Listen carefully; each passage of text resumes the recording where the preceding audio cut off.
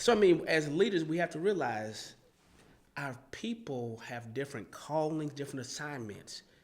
We're to develop them to do their thing right, not to do our thing right. We're there to open a door for them for who they're assigned to. We're there to shape and mold them so that when it's their turn to stand on their platform, they can do it. Not what's in it for me. It's what's their assignment and how do I help them do their assignment. Because at the end of the day, the first grade teacher still gets gratification when the high school senior graduates. That's, oh my gosh, this is so good. Because she realized they only made it to the 12th grade because I did my part right. Hey, thank God for another day. Hey, I know we could be another way.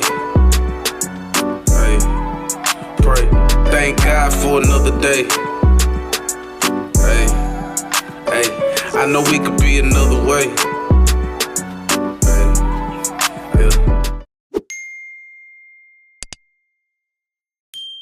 Okay? Listen. Okay, I'm about to start, okay? You okay with me starting? Yeah, let me take a sip because. Okay, you take a sip. Take a sip. Yo, it's your girl Jessica Smith, and I'm excited about today. You have entered the safe space for influencers to decompress, have fun, and just ask. Yo, Desiree. What's up? Desiree. Hey, y'all done heard this theme song a little bit. You know what I'm saying? Y'all like the little new theme song that y'all hear with the introduction? Thank God for another day. Dun, dun. I know we could be another way. Tell us how you feel about it in the comments. Tell us, because nothing other than my family, King Chosen, thank God for another day. It's hitting, like it's a whole vibe. And so I'm vibing, but that's how we do it over here. So listen, I'm not gonna take too much time because the person that I have here today, yo. If you probably heard his voice just a little bit, but he is really near and dear to my heart, and I mean that. But I'm laughing because I haven't seen him in so long, and it feels like he is giving it to me. Okay, y'all done heard me talk about him before. His name is none other than Christian T. Howell. But I call him Father Howell. He is my spiritual father, and I'm super excited to have him here. Y'all welcome. Woo-hoo. Y'all welcome my father. I'm clapping for him. We don't have an applause button, so we do it. We do it. So this is a warning. This podcast, this episode is. We just gonna thank God for it in advance. Okay, Desiree, can I get an amen corner? Because I need some help explaining what's about to happen. Amen, because I don't even know. Father Howell, thank you so much for joining us. Like, y'all don't know, he is a powerful man. He teaches leaders to lead. I don't know how else to say it, but you teach leaders how to lead, and you teach them how to elevate outside of the four walls of the church. And so he is also an author. He also has his own podcast that we might talk about today, but I don't know. He told me he was gonna get me if I brought it up. So let's see how we doing. But let's go for it. His specialty is inner healing and deliverance. And so a lot of what you see from me on my side, the reason why I even have a podcast is because of this man. So I want to tell you in front of everybody the things I've told you before. I thank you for pushing me, because that conversation is, I never expected for us to be here, but we're here. And so I wanted to go ahead and say thank you. How you feeling today? It's a great day. I'm nervous. I'm scared. What are you nervous for? Anytime I'm with you two, this is you just expect the unexpected. What do you mean anytime you with us? We need to be worried about you. I'm worried about me. That's why I'm scared. It's not y'all I'm worried about. It's me I'm worried about. Okay, yeah, we're on the same page then. We're on the same page. Yeah. Have y'all ever gone up against Batman and Robin at the same time? It is totally bananas. So Is that what we getting compared to? yeah, Batman and Yeah, Robin or Batman the and Wonder Robin. Twins. Okay. Any way you want to look at it. Not the Wonder Twins. Yeah, Wonder Twins. What did he activate. say? Wonder The Wonder Twins. Oh yeah, it's probably before most people's time, but it was a little cartoon. They were called Wonder Twins. Wonder Twins. And they would hit their fists together, say Wonder Twins activate. When they did that, I mean, we powerful. I can deal with dig that. Okay, Wonder Twins. they did because they could do so much more together than apart. So I Oh, gotta. so I'm he gonna done go ahead already and start. started. He done already What you started. say? He done already started. He done already started. I just Because you caught heard that. what you said, I right? just heard what he said. We do so better much more together. than apart. So you trying to tell us something that okay. we trying to need to do more together? Hey, we just going where Because we you wanna did. go. I mean, you prophesied this podcast. You pushed me into this, so might as well get on camera. What you finna push next? I'm just happy to be on this TV show. Listen, I'm just happy to be on this TV show. That's all. I'm happy. You know, every once in a while they remember the small little people like me. Father Howell. We're glad to have you, Father Howell. We are so we've been waiting. Yeah. We've been waiting on this day, and so I want to kind of start off with our relationship kind of being the foundation of this conversation. And there's some places I want to go, but what did you see? I've always been curious about this question, and I need to get on camera. Why did you push me into doing a podcast? Like, what was it? Because at this point, now we got to give the people a foundation. I was broken when you told me to do this. I was still healing. I'm still healing or whatever, developing, but I'm much further than I was when you told me to do this. I'm curious as to why. All right, so let me ask Desiree, how we want to do this today? Easy? How we doing this Give today? us.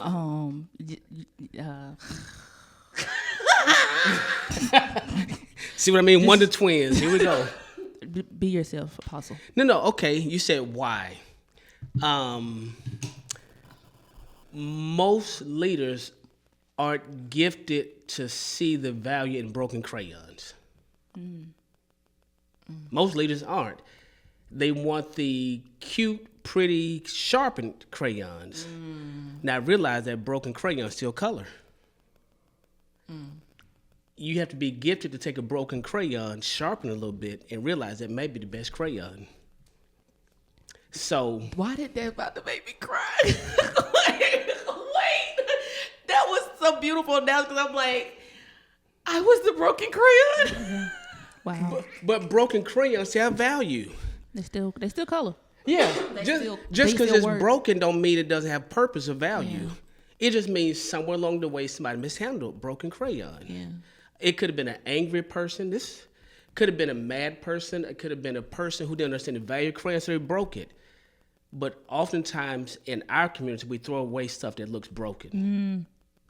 Instead of realizing if you got skills and gifts, you can take anything broken and make it useful. You just got to spend a little time with it. So yeah. We here now. So you said something in the beginning. You said there's some leaders that are able to only see the sharpened crayon, and there's only people that can see that there's still use of the broken one. So because that's what you specialize in, as far as in leadership. As a leader, how do you develop an eye for the value of the broken crayon? It's really easy. One, I think every crayon is broken to a degree. The problem is there is no perfect crayon. To be a leader, to recognize the value of broken crayons, to recognize that all crayons have value. But every once in a while with your gifting, a crayon is highlighted. And here's what makes it interesting to me. I don't like the crayon that everybody else fight for. It says more about my value if I fight for what everybody else want. Wait. So my value is not determined by going after what everybody else want. My value is determined by my ability to produce what I believe can exist. It's cheap people who want everything cheap and free. That's cheap folks. A person who's not broke is not afraid to take something broken. They know they'll add value. Why? Because there's value in there. Just got to pull it out. Yeah. So we have too many leaders who are fighting over what somebody else already made. Y'all, has it been 5 minutes? I mean, Yeah, we're about 15 minutes in, I think. That's not all. We're not. Because that's the thing. That's the modern church problem. We're all fighting for the same people. Except all people have value and purpose. If you don't see it, you'll keep recycling people in and out. We do that in dating. We do it everywhere. Yeah. I mean, to the people dating, I would put it this way. If a young lady's looking for a man that's perfect for marriage, it's probably because some other woman already made him ready for marriage.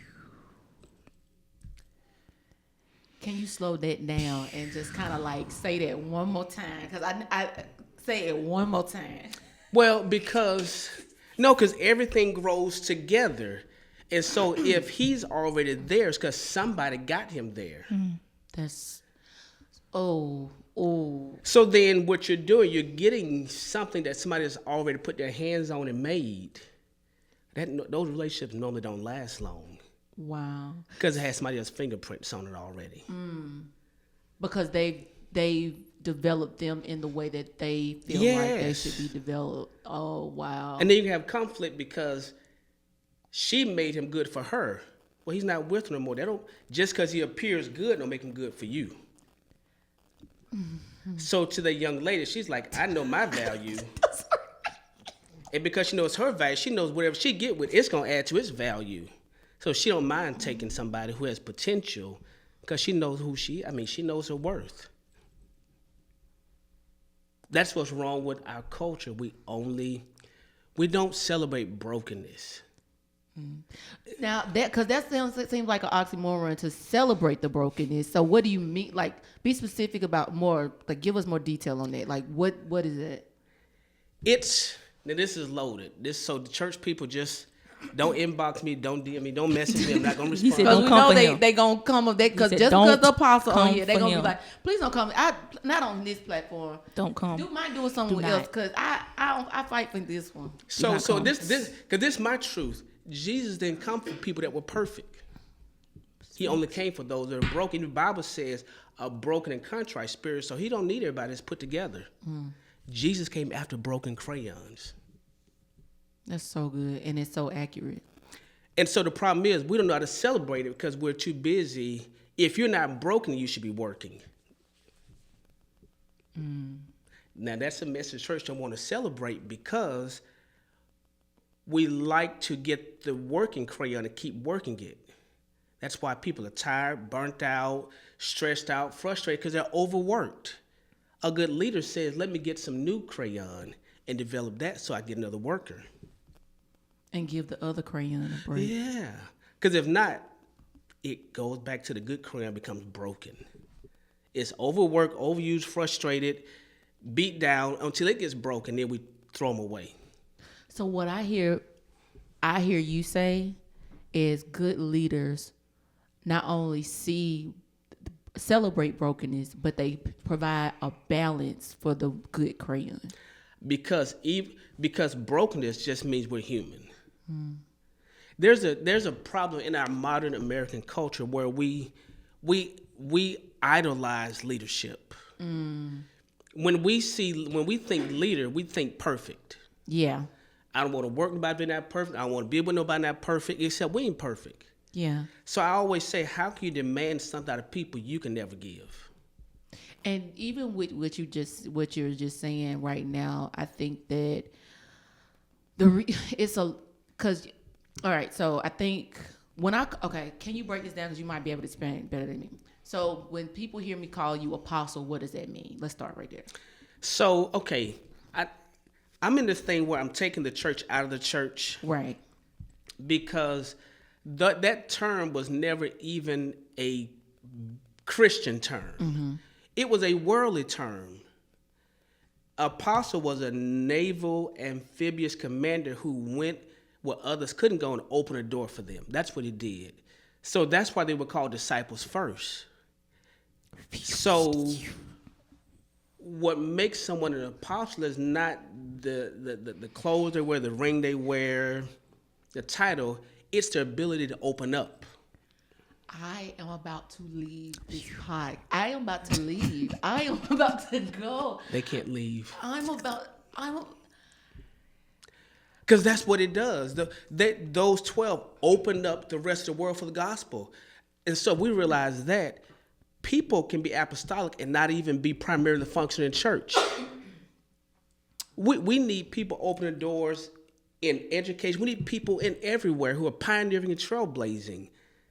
So as long as we're limited to thinking about church, we're missing the whole world. So this is what you're saying. Okay, I love this conversation. So you're really saying that we, for one, have to do our research, because that you just taught me something new. I don't know, Desiree, did he just teach you something new? Or? Slightly. Because I've only been taught the church's view on apostolic ministry. I knew an apostolic is like building. Yes, I understood that. You know what I'm saying? I understood the times of like where, when you have the 12 disciples and they were going, it wasn't no church then. You know what I'm saying? Like it wasn't a church then. And so now we've made it churchified. So I'm so glad I asked you that, because I even learned something in the midst of that. And I learned something so much that I forgot my original question of even why I asked you that. Well, because people say, why do you call it apostle? Because my gifting is made to unlock and open. If you can unlock and open, then what you're building on something else. Yeah. And the problem is we got too many people trying to build on what everybody else is building on. And the church, and I was talking to another leader this morning, the church right now as an institution is the only thing, don't come for me, what I'm going to say is accurate, who wanted to come back post-pandemic and function like it did before the pandemic. Now, you're not lying. It's only the church. The school system have changed, workplaces changed, but the church wanted to get back in and do what we always done. So in my estimation, we're missing it. That's why the church numbers, according to the Gallup polls and Pew statistics say church attendance is declining. You know why? We're trying to do something and the word don't exist anymore. Because we can never go back. Because there's nothing to go back to. Yeah. And that's a part about mental health. Memories only exist in your mind. So what you knew church should be, it only exists in your head, because what church was me is only my head. Your memories, not my memories. So does that become insanity? So that's the thing. We're doing the same thing over and over again, trying to get back to a place that does not exist. Do y'all see why I love talking to him? Like, this is the kind. Zanaya's over there. Shout out to Zanaya. My girl. Hey, girl. Hey, girl over there. Hey, girl. That's his daughter. You just said a whole mouthful. Like, okay, so as far as like leadership goes, and we're talking about the broken crayons, I properly identified what your representation of leadership is and why you can lead leaders, like why you can teach leaders how to lead. And so how do you know, how do you properly identify a leader when a leader doesn't know who they are? Like, I'm pulling these questions from our transactions because in the place that I was, and even the place where I was being developed, I was still fighting for something that I didn't understand. So how do you make that believable to somebody that is themselves? I got the best answer that I finally figured out. When you see you in them, you know. Let me say it again. When you see you in them, then I know I'm called to you to help you. That's so good. I can't help you unless I relate to you. That's why it's called what? Relationship? That's what it says relationship. It's not religious relationship. Did I move the camera? No. I'm about to say. So when I see me in somebody, we relate. I can help you. I can't help you if I don't relate to you. Oh, that's good. Because why would you believe me if we don't relate? I mean, so now we're back to religion. We're trying to put these rules on each other instead of saying I relate. I get you. I get you. You get me. We don't have to have a lot of rules because we relate. So that's why this is so good. So that's why this is going somewhere. Okay, so the term church hurt, right? It goes around, and it's a real thing, right? But it's a lot of people experiencing it because what I hear you saying, in order to not experience certain hurt, you've been led by people that can't see themselves in you. So here's the thing, and I'm gonna say it's some of it's church hurt, but it's people hurt. And it goes back to it. If I try to force this square into this circle, somebody's gonna get hurt. Either the square or the circle, they don't fit. And what we forgot, don't come for me, y'all. Because God don't call people to church, he called people to leaders. He don't assign you to a church, he assign you to a leader. That's so good. I'm not trying to see if I fit this church. I'm trying to see, do I connect with the leader? That's just gonna that's a clip right there. That is gonna free so many people alone, because people's like, how to make the church feel. This is so good. So I'm even getting the picture of how the house works, right? And so because I share the same parents with my sister. This is so true. Because me and Kendall share the same parents, we have a thicker bond than any of our other siblings because we share the same parents. We've experienced some of the same things. Even though our parents are divorced, we still had the same people that we went and called mom and dad. And so now, if you think about it in the terms of the church, I'm looking for my mom and I'm looking for my dad, right? Not so much in the civil front, but like I'm looking for that connection. And because I'm in with that connection, I'm in the same house. So this is the problem. The terminology is, in the apostolic, we share DNA. If I don't share the DNA of my leadership, then I don't fit in with my leadership. Watch this. If your sister hurts you, you don't leave your sister. Y'all share DNA. But if a stranger hurts you, it's easy to walk away. It's easy to walk away. Because we don't share. That's And so when people started having church hurt and walking out, the problem is I don't know if we had a real relationship. Because when we're connected, how do we leave ourselves? Because if I left you, I'm still related to you. I'm going to miss you. I long for you. You're my sister. I mean, I think about you at night. We share the same DNA.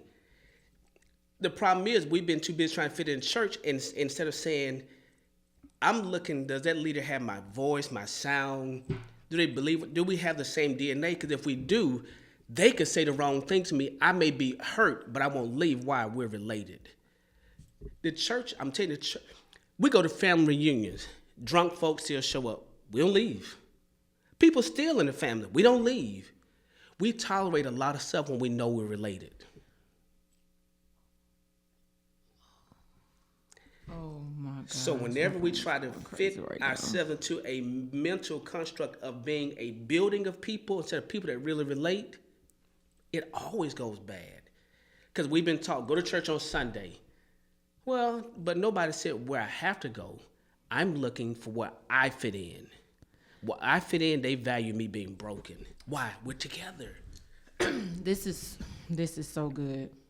So for the person that for someone that is looking for a church home or looking for a community, right? So how would they know that they're not choosing because the presence of the thing versus the actual thing itself? So my truth is, before people get married, they date. We don't date our church. We get married. I probably said too much. I need you to go deeper because I'm gonna tell y'all this. Y'all saw my pastor maybe a few weeks ago, and he's my pastor because I took these literally what he just said. He didn't say it to me, but I told him. I said, he was like, "It's okay for you not to have a church right now. It's okay for you to date." But you got to find a church. Like, it was, the end result was you got to go to find a home. You can't just be laying around. You can't just be laying dormant in your gifts. You can't be activated. This is a break. And understand that this is a break. But go date some churches so you can understand because you never know. Because I'm dating, do I fit in? Do we? Because in one good service, it feels good. It sounds good. It's like one date. magical date. Mm-hmm.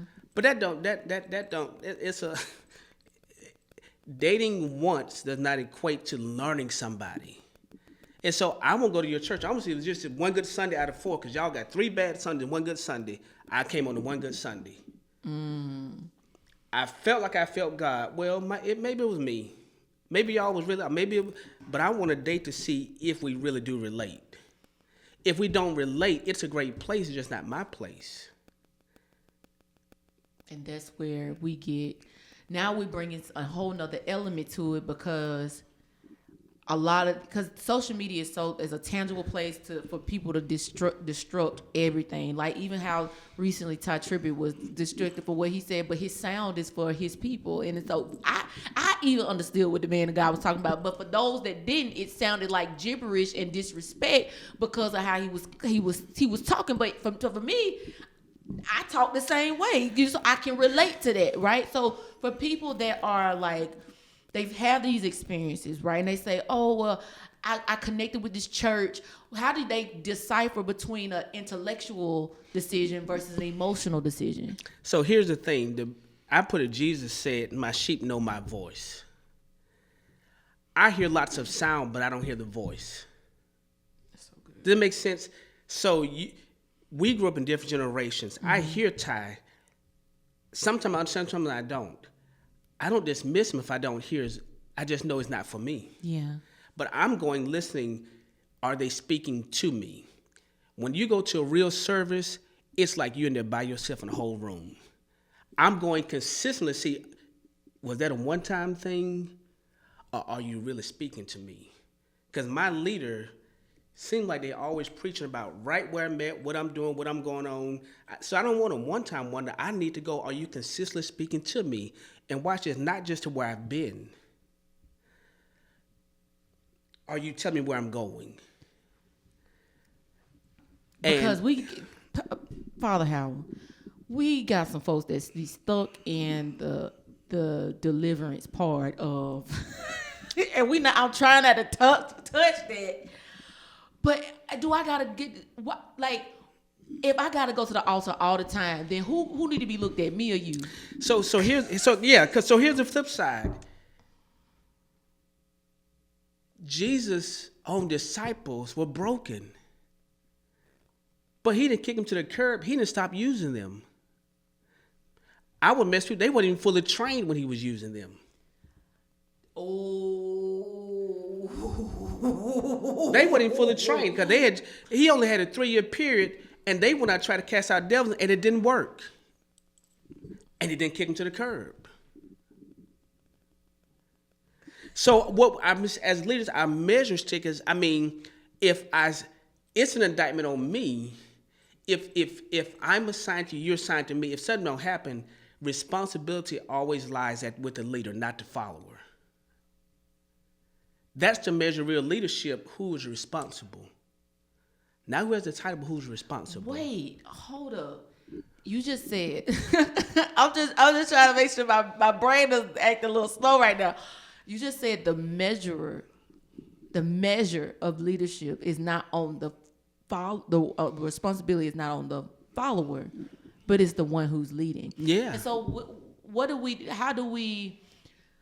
okay, so I'm a leader. I'm not doing this thing right. I'm kicking everybody to the curb. I've poorly branded myself, let's just say that, in the community. How do I change that? How do I switch that up? Because you only know the level of leadership that you have based upon not necessarily the number of the following, but the quality of it.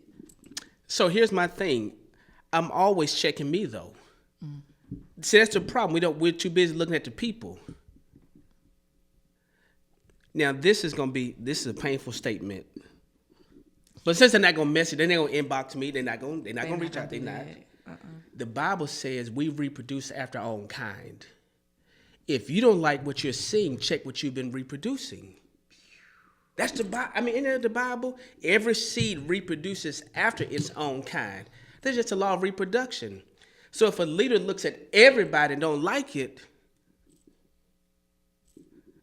don't keep looking at the people. Maybe you're reproducing the worst parts of you that you ignore. That's because we reproduce. I can't make anybody be like Michael Jackson. I'm not him. I can't produce a T.D. Jakes. I'm not him. I reproduce after myself. So as leaders, if we don't like it, we need to stop. Don't measure the people. Say, hey, am I doing the right thing? Am I leading properly? Am I broken? Whatever it is, because one thing church people forget, we're supposed to be the most forgiving people. That's the whole essence of Christianity. We forgive. So if a leader really stood up and say, hey, you know what, y'all, it's been me. I need to get myself together because, it ain't been going right. People would honor that leader more. Yeah. Instead of one saying it's all y'all. Every week I'm tired of y'all. Every day. Yeah. So humility is good leadership because we're not looking for perfection. We want integrity. That's so good. I'm like, I am bubbling over here. What does it? No, I'm just looking at you. You look like your mind is still trying to catch up a little bit. It's like I have questions. It's almost like talking to somebody that you have questions for, but they're talking so good that you like, bro, like what the reason? No, I mean, this was not the option. It wasn't. It was not. No, that wasn't. This was not the option. So that's why I said what I said before. Like Holy Spirit leads this question because we have we have some diluted leadership because leaderships don't have proper leaders, and because every other broken leader is or immature leader. I'm gonna say there's some immaturity there because you just said that all of us has a level of brokenness, right? The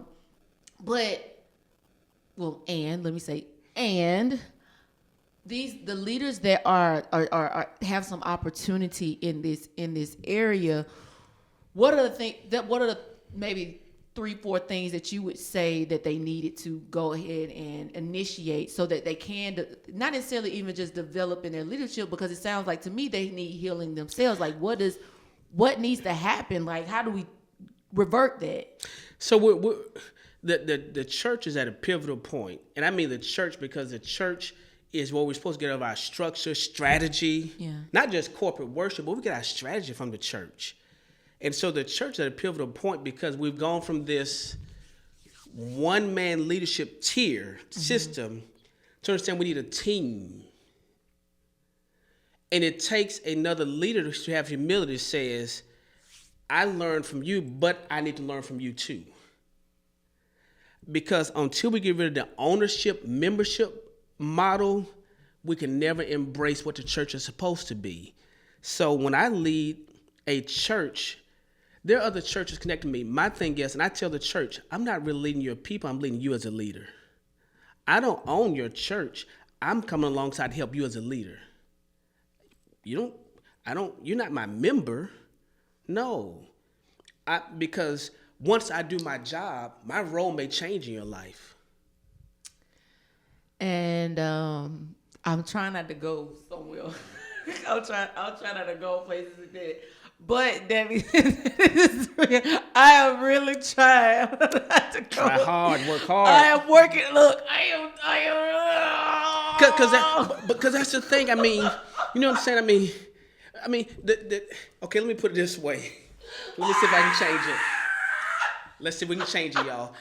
How long you gonna make me stay in first grade? Yeah.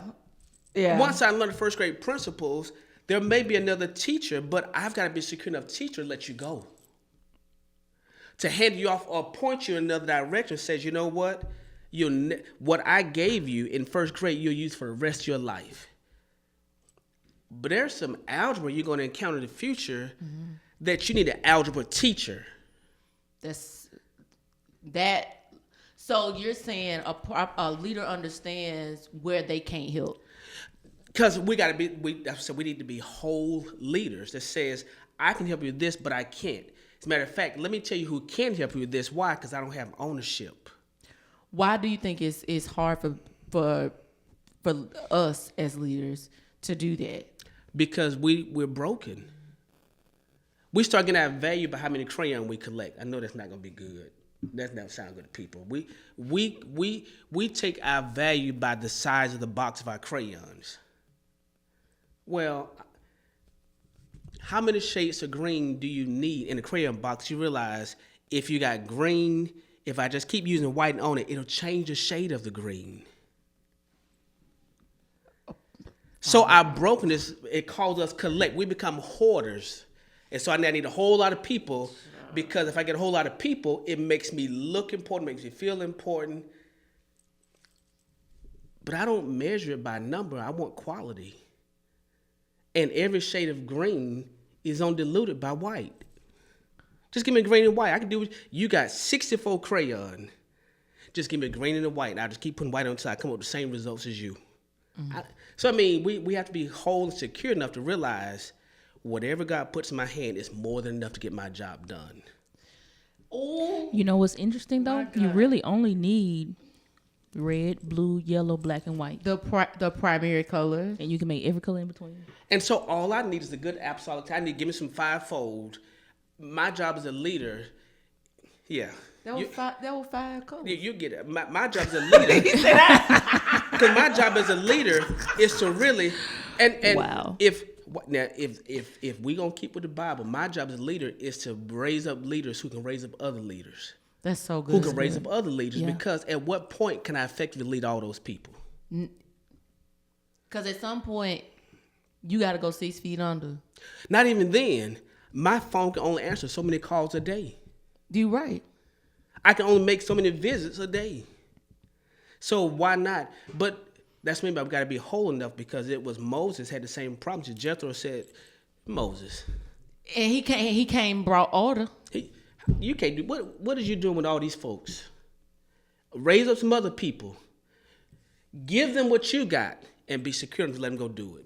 So basically, you're just saying Moses had a leader, even though he led, and he listened to the voice of his father, and said, as he said, you're stressing yourself out. You wear yourself out. You're doing this to yourself because you don't have the sense to realize this is too much for you. And at some point, I'm like, when I become frustrated, when I become agitated, when I lose sleep, when I'm no longer having fun, I ain't doing this. Because we cannot keep talking about it. I almost got in the soapbox. Let me change my facial expression. We can't keep about the thief come but to kill, steal, destroy. But I've come to life more abundant. But we're miserable. We're angry. So which scripture are we going to live out? Because if we're not having fun, then we can't be doing John 10:10. We're canceling. So it means that's why the church is falling apart, because our confession isn't matching the way we live. We're saying he can't have life more abundantly, but we're all looking miserable, tired, frustrated, angry, vexed. We blasting everything. It may mean you step outside of your grace home, just come on back in, pull it back in a little bit, and let somebody else do their part. Because broken crayons have value. Yeah. It goes back to it. You may not do it like me. You may not do it what I would do. But who am I to determine how you do what you do? Yeah. I'm just here to shape you so you can color. Whatever your coloring looks like. I love that analogy. I'm here to shape you so that you can color. So that's why I haven't been rebuked for stuff on the podcast yet. Well, because here's my thing. Then this gonna make sense. It's not mine. Yeah. If I force you to do what I would do, it would be my podcast. Yeah. Then this is probably gonna take a change. I promise you, I'm not gonna respond to you online. I'm not gonna respond to you. Because leaders who force you to do what I do, I really cloned myself in you. And now you are really just doing what I want to do. But I've never been a female. So there are people you're supposed to reach and use language I never would use. That's good. So if I force you to do what I do, then the people that you should be reaching, you never reach. That's what I'm saying. The no-brainer of this thing is you have purpose, you have an assignment, you don't have my assignment, so you're not gonna do what I do in the way I do it. That's my assignment. My God. But we gotta be whole enough to realize, and I think some leaders, we're trying to relive our missed moments through the people we lead. Apostle, Father Howell. We do, because It's almost like the parent living through their child, and their child grow up to hate them. That's the brokenness of the family. I'm saying that's the brokenness. Instead of realizing, I never had a prom. You going to your prom. I don't want to go. Yes, you are. No, just because you never went don't really mean I want to go. Now you're going to make me go. You're going to make me wear what you want to wear. And I'm going. I'm miserable. I'm really going to rebel against you at some point because you forced me to live a life I don't want to live. So, I mean, as leaders, we have to realize our people have different callings, different assignments. We're to develop them to do their thing right, not to do our thing right. We're there to open a door for them for who they're assigned to. We're there to shape and mold them so that when it's their turn to stand on their platform, they can do it.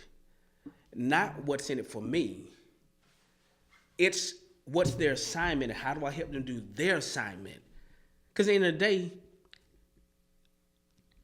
the first grade teacher still gets gratification when the high school senior graduates.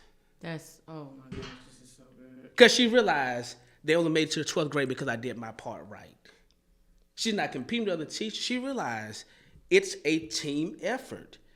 So we have to be whole enough as leaders to really get people where they are and put them in place and know when our limit is and say, wait a minute, they can take you a little further. And celebrate when they go further. Because my belief is everybody who I come in contact with, their life, they should be able to do it faster and go further than I ever have. If not, I've not done my assignment right. Yeah. Because I'm supposed to be the thing they stand on, not the thing that puts a limit on them. That's the apostolic. I'm open a door so wherever if I get tired here, you're just starting your strength where I stop at. That's called advantage.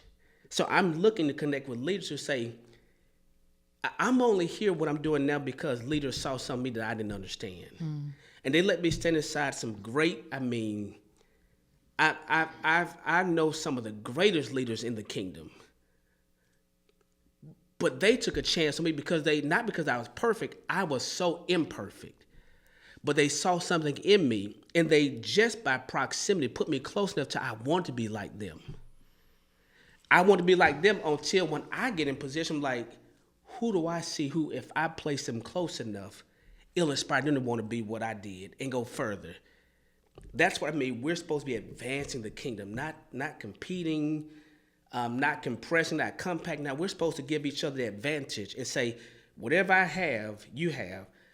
I will never be a woman. So when people say women, I don't have the language of a woman. Yeah. I've never lived one day in a woman's shoe. So for me to think I could do it better than a woman who's called to women, I can minister to women, but I can never minister as a woman. That's so good. So my job is to develop the lady who is it so that when they need a person who they can relate to better, so they may relate to me as a father, they'll never relate to me as a mother. I have to be secure enough to say, you know what, there's a mother figure, there's a brother, because you need a whole family. So I'm saying we're looking for DNA now. That's why we got to have healthy leadership because, and I've talked this before, and people don't like it, but we have slave mentality in religion.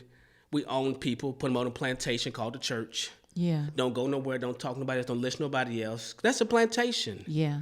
The problem is I don't have everything for you. And what you just said about the slave mentality of church, I think is so real because, let me ask you this. How do I know when it's order and when it's a massive situation? Love. It's the simplicity for me. It's the simplicity. Like, it's like, how do I know this? Like, well, because love gives liberty. Relationship create rules. Okay, let me put it back in terms of dating. If you're dating someone and you have to worry about wherever they go, there's something wrong with your relationship. If you love me enough, I don't care where you go, you'll be loyal to me. You can go to the mall, you can go to Bali, you can go to Hawaii, go to Honolulu. I'm secure because love is present. If love isn't there, I give you a whole lot of rules. So But I got it from Jesus. If you love me, you keep my commandments. Well, you can visit every church in America. They'll never love you like I will. Go for it.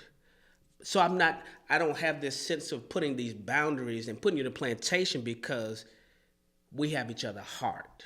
So for somebody that is like, the person that might be listening to this is like, okay, when I'm looking for this church, when I'm looking for this leader, what do I look for? I hear you saying love, but I've gotten love wrong before. What do you say to that person? First thing I say is love yourself better. Because if you don't love yourself properly, you'll accept people valuing you lower than you should. So if you're not in a church, or you're in a church where you know you don't fit, find a place where you can be healed. Those places aren't looking for you to be a member. They're looking for you to be healed. When you get healed, they know you're going to leave. That's a different mindset. So if I have a ministry that does healing, I expect people will come that may never stay.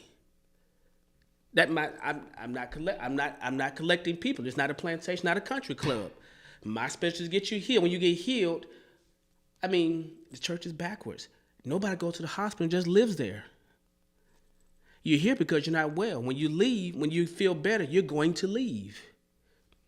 Some people are going to stay and work at the hospital. Some people are going to volunteer at the hospital.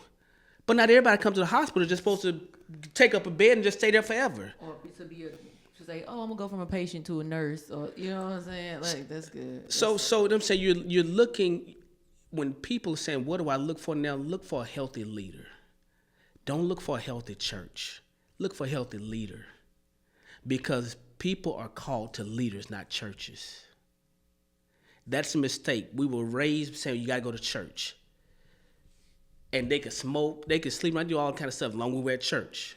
Well, they weren't healthy. It was just, we had to go to church on Sunday. Well, I don't just want to go. I want to find a healthy person to connect to. When I find a healthy person, they will make mistakes. I can overlook it. They'll make bad choices. I'll still overlook it. But if we really connect, I know you have my best interests and I got yours. Even when I leave, we'll still be related.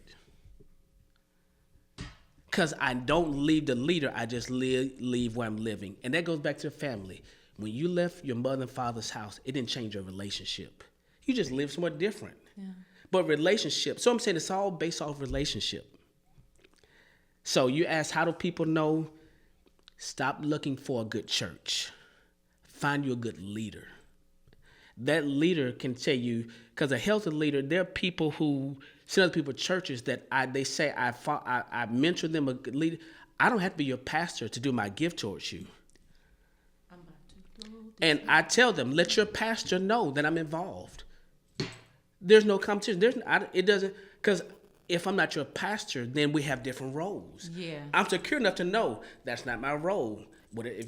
And so healthy enough. Don't move past that too fast. You just said something that I really want the listeners to understand why, like even when we're talking about dating, when we're talking about the church, pastor, and stuff like that, and it's like, why do I have to identify that role? There was a moment, and I always get emotional when I talk about this, because like the things you've done for me is like, the way you made things make sense for me is like just beyond. So I remember we was on the couch. That was at not this house, but the other house with Pastor Mel. We love Pastor Mel. And both of y'all were having a conversation with me. And you just ran, like we having a regular conversation, y'all. Like, I don't know, we were talking about his Kool-Aid, lentils. Somebody cooked that day. I don't know what we were talking about. But he randomly asked me, who is Coach D to me? And for those that know me and follow me on my platform, everyone knows that I've introduced her as not only my coach, but my spiritual mother. I would have never done that if I did. My relationship was challenged then, and I started taking offense to it. And I love Apostle because he was like, "I'll be ready for the fight. I'm ready for the hands. I'm ready for whatever you try to do me. Because I'm still gonna say what I said." He kept repeating himself. He's like, "So do you know what a coach is? Do you know?" Because I didn't grow up in that. I didn't grow up with my dad having a coach or a spiritual mother or father. I didn't grow up understanding. So all this language is new to me. So he sat me down and I said, "Nah. Why are you asking me this?" Because I'm like, I'm finna fight. Because I'm at this point, folks acting like I'm sucking the woman's toes or something like that. So I thought he was trying to come at me like that. So then he, further explains to me that he didn't disagree that she wasn't supposed to be in my life. He said I'm not appropriating the relationship. So why is it important to do that? So I wrote a new book, shameless plug. No, please advertise the book because we like him. We like him. No, it's called Your Assigned Seat. Now this may change everything we say. We have to wrap it up. Your assigned seat. The seat people occupy determines the role, the responsibility, and the authority they have. So you have to know where people are seated. We're in this room. We're seated at the table. Everybody's in the room could be in the room, but may not get a chance to talk because they don't have a seat at the table. So we have to really know who is seated, where are we seated? And so here's the thing. Coach D had, let's see, how would I say this for those who may not know? You had her in your life, but you hadn't seated her.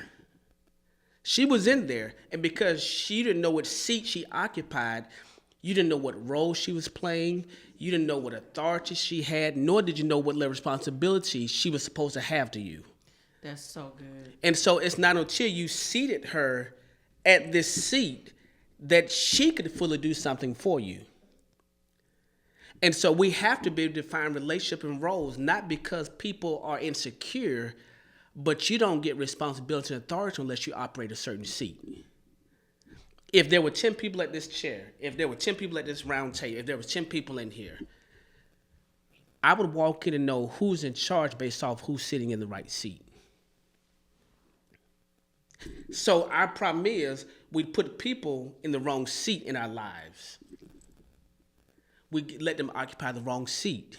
You hate the person you're dating, but you gave them the seat of a spouse. Well, because you gave them that seat, now they're doing the things you don't want them to do. That was me, y'all. It's okay. It gets a little tense sometimes, y'all. Y'all pray. It gets a little tense. Y'all see I'm messing stuff up. It gets a little tense. Yeah, that's good. Yeah, We had a commercial station break. It was a little earthquake, boom, little rumble. We don't like how they're treating us, but we gave them that seat. And because we gave them the seat of a spouse, they're treating us like they're our spouse. But we put them in that seat. So you have to seat people at the right place. And it's only in the church. We don't like it. And when I wrote this book, it messed me up on the inside because in kindergarten, your first day of kindergarten, you get an assigned seat. That's right. You get on an airplane, you got an assigned seat.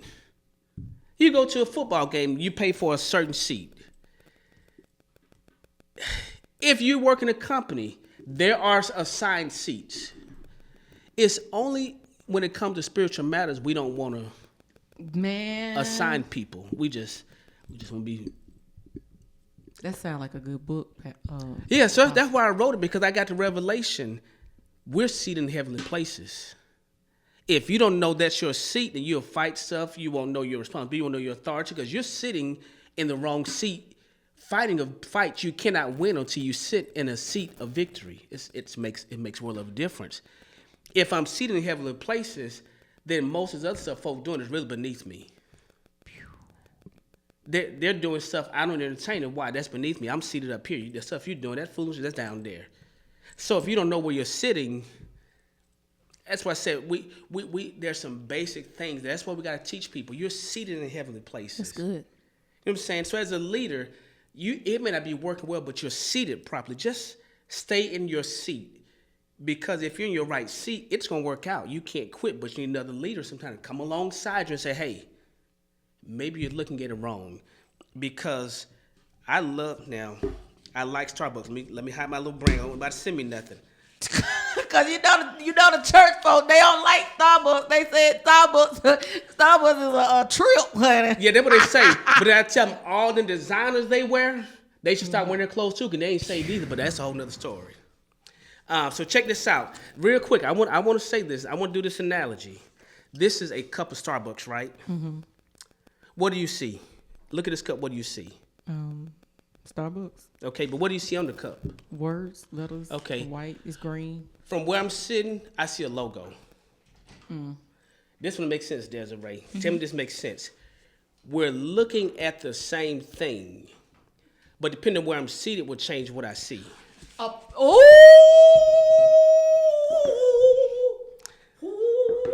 So that I'm saying we're sitting at this. We're looking at the same thing.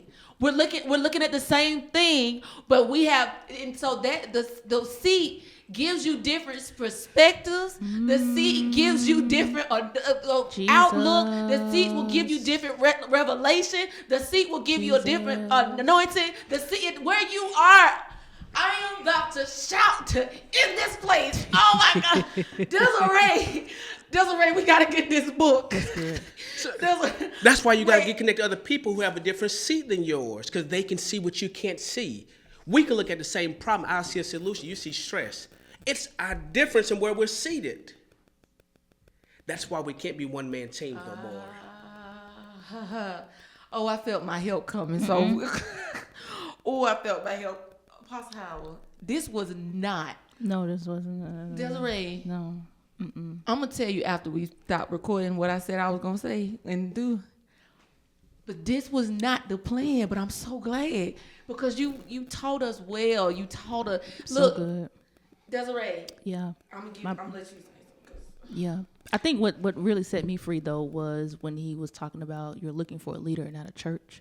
But which makes sense. Like you can go to a church and that's literally what you're doing. You're just going to the church. But when you're responsible, when you're accountable or submitted to an actual leader, then the words that they're saying, you will actually go apply. So you're not just going, you're now transforming and changing and becoming a better person. You know what I'm saying? Which makes sense to me. Yeah. Yeah. This is why, I know y'all talking mental health this month. This is why you gotta have conversations. Yeah. When you look at you see fine. When I look at you, I see off. We're seated differently, so we see differently. Yeah. I mean, we got to have this integrity to say, wait a minute, let me be authentic enough to look at other views. That's what's wrong with our country. We're sitting from our angle, looking at this way, and it's because that's what we see, we're fighting for it. But to the person on the other side of the country, what they see is real too. Who's to say who's wrong, or can we just learn their different views depending on where we're seated? And if we can respect the differing of views, the differing of roles, we might get to solve a problem because I see what you see, but you see it from a healthier view. You have a solution. I'll digress. I'm whole enough not to need credit. But we can't do that if we're not healthy and whole. So we really need to develop mature leaders who understand that life is not just 2 or 3 dimensional anymore.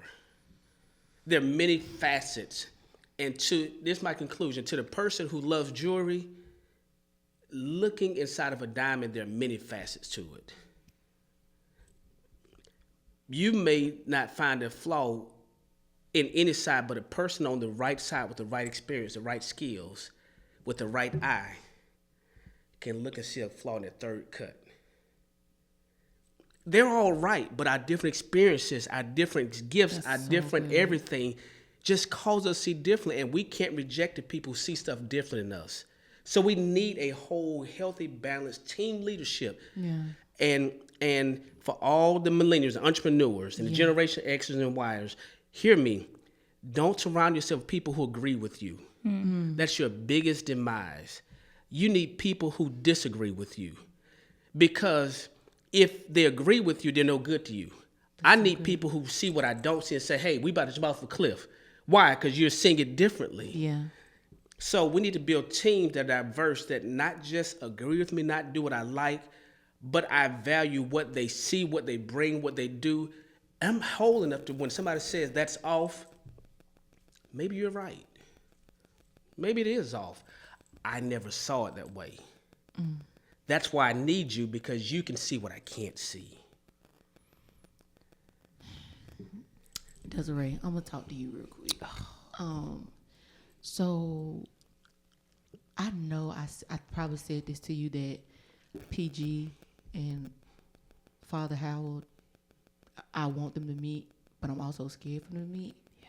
He kind of just like solidified that. Yeah.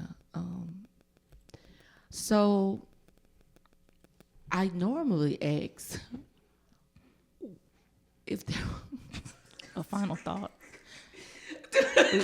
We've talked about a lot today. Give it to us, Desiree. Give it to us. We've talked about a lot today, and we typically give the space for our guests to, if there was one final thought that you would like to leave the listeners, what would you like to say? Okay, yes, a final thought. Don't be afraid to look in the mirror. What you see is real.